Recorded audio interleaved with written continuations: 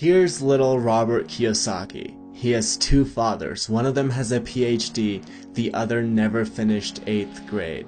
Both earn substantial incomes, yet one always struggles financially, while the other is going to become one of the richest men in Hawaii. One is going to die leaving tens of millions of dollars to his family. The other is going to leave bills to be paid. The problem with financial education is that it isn't taught in schools, so the family decides to teach it. Now the problem with this is that unless your parents are in the top 1%, they are going to teach you how to be poor. Not because they don't love you, they just don't know what they're teaching, and they don't read books like Rich Dad, Poor Dad. My story is very similar. I was taught how to be poor. Then I went to the Air Force Academy and studied economics and took accounting and investing classes. I did complicated regressions on economic data and balanced complex balance sheets. Yet I've received more pragmatic advice by reading a single book from Kiyosaki than I did by taking 4 years of complicated classes. I never had a rich dad, but I have many rich dads now. Klassen, Kiyosaki, Hill, DeMarco, the list goes on. So if you weren't born in the top 1%, let's learn from Kiyosaki, who learned from his rich dad. You have to know these two words, assets and liabilities. Now, forget what you might have learned in your accounting classes. We're going to define them in very simple terms. An asset is anything that puts money in your pocket. A liability is anything that takes money from your pocket. Anything can be an asset or a liability. If you own a house and it eats $1,000 a month, then it's a liability. If you own a house and it brings in $1,000 a month, then it's an asset. Assets are things like businesses, real estate, paper assets, things like stocks and bonds. Here's why knowing this distinction is so important. Really try to focus on this. The poor only have expenses. The rich buy assets. And the middle class buy liabilities that they think are assets.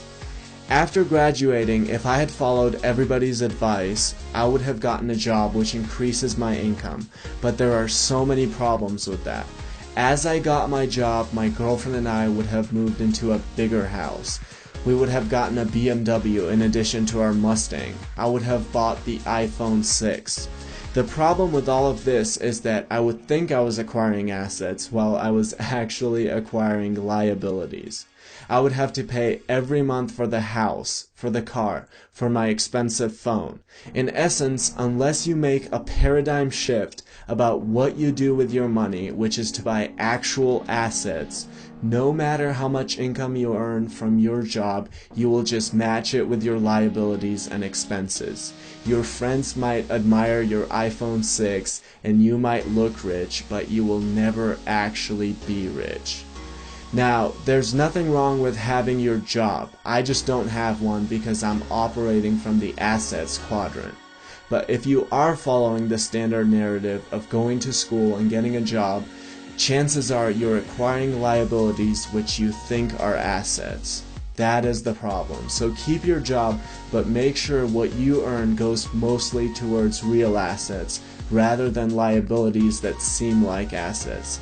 And yes, eventually when you acquire enough assets, you won't need your job either. It absolutely blows my mind how people say, well, what if I lose money with the business, or the real estate, or the paper assets? They don't say the same thing about buying their second enormous TV, which will be worthless in a year and which creates a liability every month. I would rather lose all of my money starting a business than lose it by buying yet another TV I don't need. Even if I lost all my money, the lessons learned from starting a business would be infinitely more valuable than watching Dr. Phil. Here's another problem. It's not how much money you make, it's how much money you keep. If I told you I was going to pay you $1 million a month, but then I took away $999,999, you'd have to be an idiot if you said you were making $1 million. My dad told me, become a doctor and you will be rich. Yet a doctor pays a half or even more of what he earns just to the government. You get taxed when you earn, you get taxed when you spend, you get taxed when you save, and guess what? You get taxed when you die. On the other hand, you could operate from the assets quadrant and pay sometimes 0% in taxes. I have doctor friends who are more financially anxious than my absolutely broke friends. Here's a short history of taxation. Years ago, there was no tax, in Great Britain or in the United States. It amazes me how so many people don't realize this. The government would sometimes collect tax during civil wars and extreme cases, but there was no actual tax. Well, the government realized that the poor and the middle class were idiots. The masses looked up to the idiotic story of Robin Hood and actually admired it. So the government decided it was going to leverage that.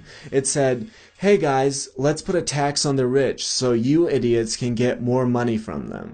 Well, of course, all the idiots agreed and voted for it. The problem is that the government's greed grew bigger and bigger until the taxation trickled down to everyone, including the poor. But the rich didn't care. They were too smart for little Robin Hood. They easily found ways to avoid being robbed of their hard-earned money. So it actually hurt the idiots in the end, the poor and the middle class. That is why Warren Buffett pays lower tax rate than his secretary. I was born in 1992 in the Republic of Georgia, right after the breakup of the Soviet Union. If you think I worked my ass off in poverty for 2 decades, so one day I could come to another communist state, you must be out of your mind. You must be out of your mind if you think I'm going to share over half of what I earn with blood and sweat with people who want to sit on their ass and watch TV all day and collect the benefits the government hands out to them so they can get re-elected. The rich are too smart for this. Yes, I'm going to buy my BMW. I'm just going to buy it for my corporation. A poor person thinks of a bunch of buildings when he thinks of a corporation, when in reality it's really a folder full of papers. A folder full of papers that allows the rich to make all the expenses and then pay the taxes at the end. So the rich will never actually be affected by any of this. It will always come down to the middle and the upper middle class, the people who work the hardest to pay for the benefits of the person with a bag of chips in one hand and a remote in the other.